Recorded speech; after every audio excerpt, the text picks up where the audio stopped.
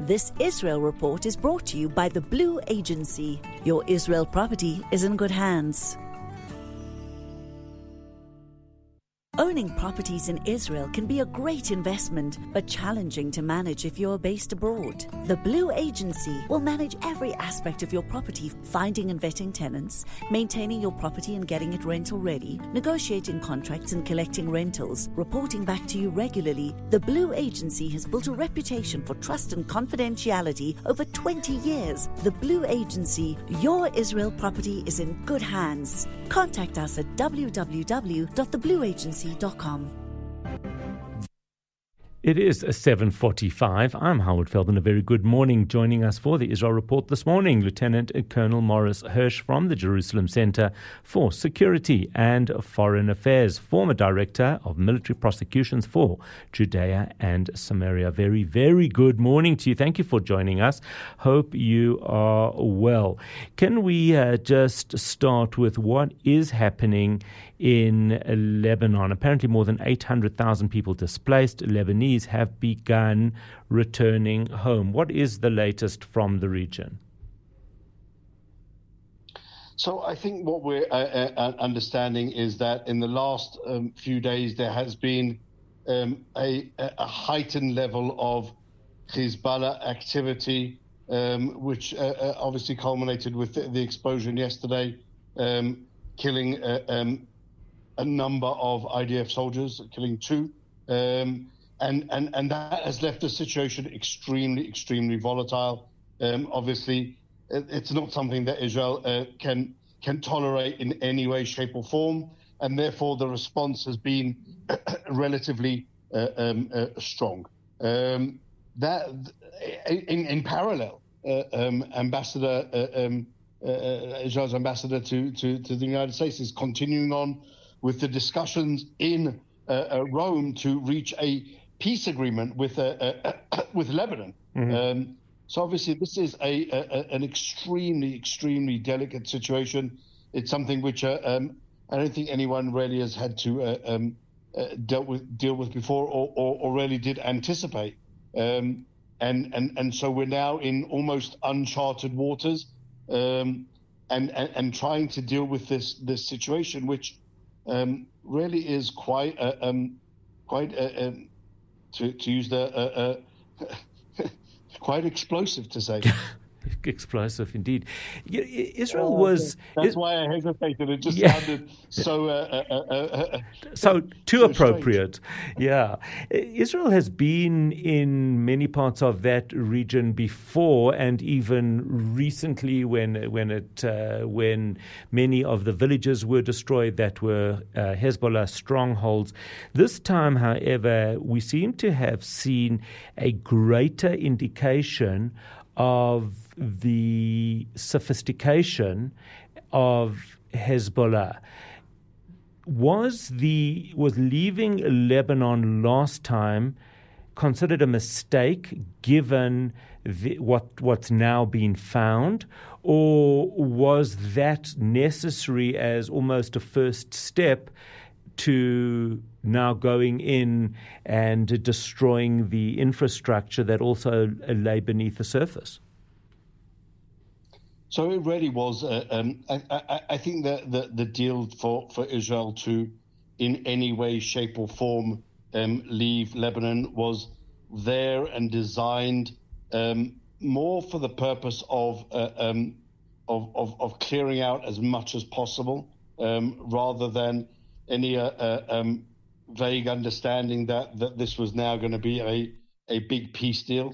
It was necessary to do all of those things, and similarly, it was necessary to make the move and to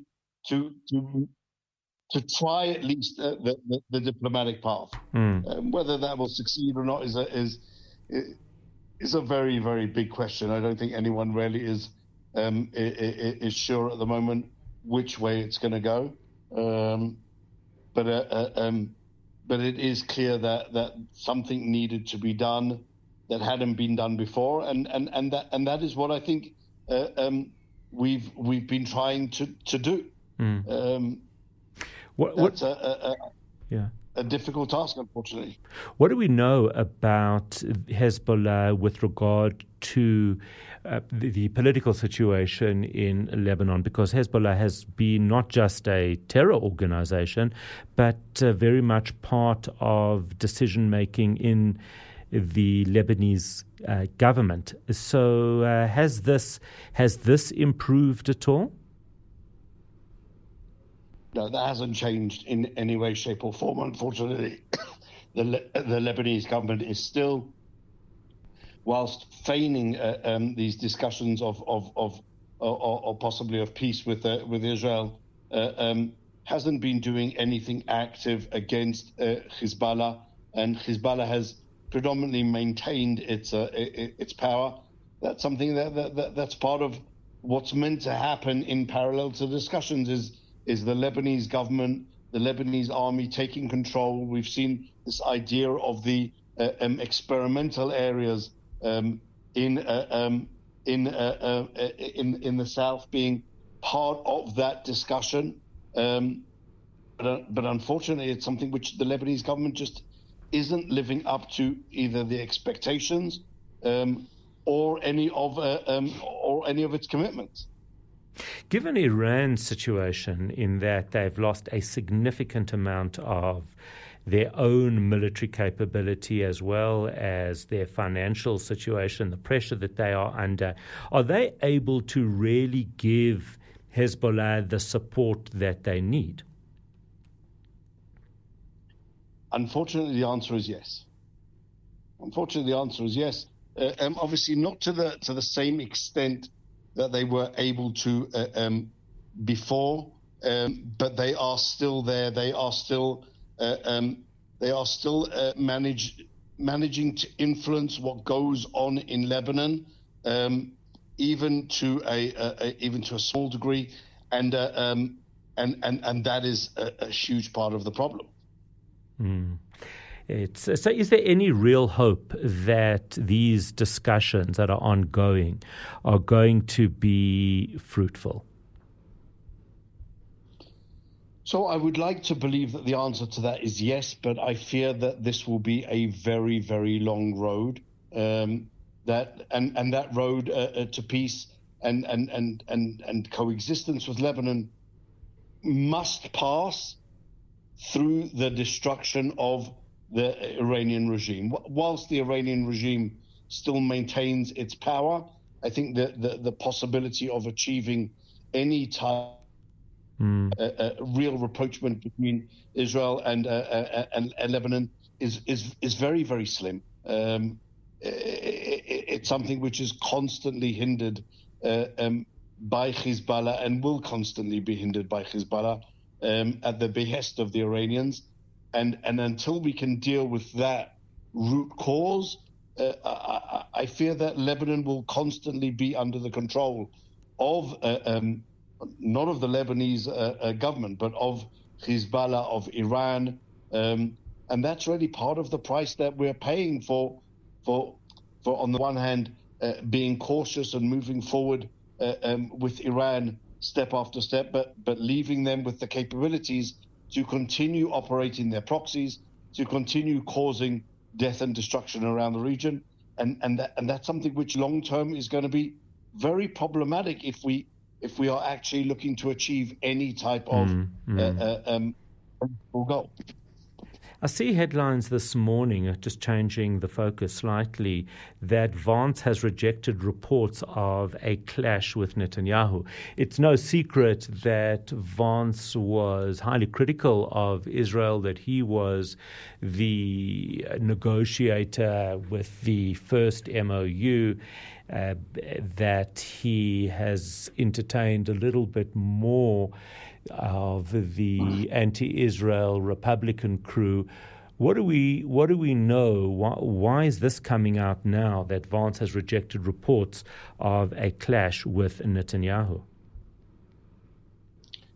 Well, so I think J.D. Vance was really in a very, very difficult situation. I think on the one hand he was trying to promote this idea of a possible deal with Iran, and which really did prove to be I would say a complete disaster, and the Iranians have never actually managed to keep any of those provisions that they committed to, not unsurprisingly. But that's now there is not a small amount of backlash from those discussions with J.D. Vance. I think some of the responses, I have to say, of some of the Israeli politicians were over the top, to say the very least. With all due respects to some of our leadership, you cannot entirely just criticize the Vice President of the United States and call him an anti-Semite because he tried something that you don't like. That I think was unnecessary, and so now there's this attempt to show that everything is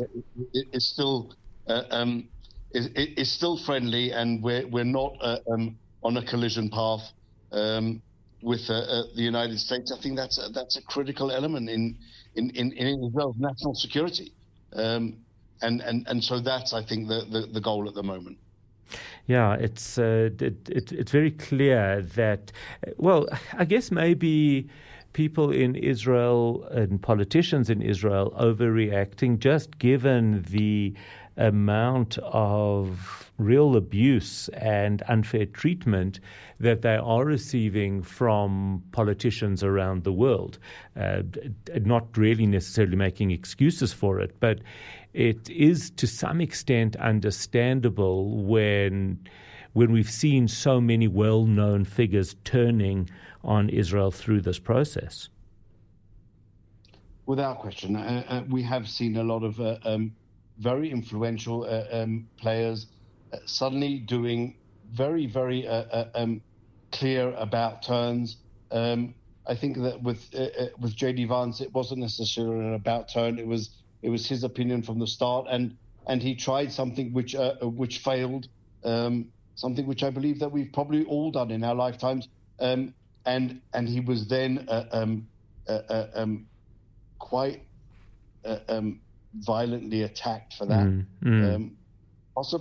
possibly rightfully so, but nonetheless he was viciously attacked, and again the fear, the caution is all understood, without a shadow of a doubt. But there is nonetheless a certain language which is acceptable, which is unacceptable, in all of these relations, and we always have to remember that as much as we would like to believe that we are independent and sovereign and everything else, and obviously I fully accept that and believe that and understand that, but at the same time we also have to understand that without the support of the United States we would be in a lot of trouble. And so the respect that we have to show sometimes to the leaders of the United States is something which we just have to swallow, and that's something which is sometimes hard to understand, sometimes hard to accept, and I think rightly so. But it is nonetheless a reality. Do you think there's a lack of maturity from some Israeli politicians? So I don't know if to say it's a lack of maturity, or just that they sometimes possibly believe too much the idea of we are entirely independent, and that sometimes affects and influences the way that they express themselves. And some of the people that are, or the people that we're talking about are not the most diplomatic people to start with, and they how diplomatically and put. they reach their they reach their positions because they are less diplomatic and more aggressive, and speak to not a small part of the Israeli population, albeit, but they aren't refined, and that causes a tremendous amount of problems all around in all different spheres. Oh, you don't need to tell some of us on the front lines of a very hostile media environment. Certainly, we would appreciate a little bit more diplomacy coming from some of the players that we actually are not mentioning. But either way, I do need to leave it there. It's a conversation that is really such an important one and such an interesting one, but we do need to go to the news. That was Lieutenant Colonel Maurice Hirsch from the Jerusalem Center for Security and Foreign Affairs, former Director of Military Prosecutions for Judea and Samaria. That Israel Report was brought to you by the Blue Agency. Your Israel property is in good hands. Owning properties in Israel can be a great investment, but challenging to manage if you're based abroad. The Blue Agency will manage every aspect of your property, finding and vetting tenants, maintaining your property and getting it rental ready, negotiating contracts and collecting rentals, reporting back to you regularly. The Blue Agency has built a reputation for trust and confidentiality over 20 years. The Blue Agency, your Israel property is in good hands. Contact us at www.theblueagency.com.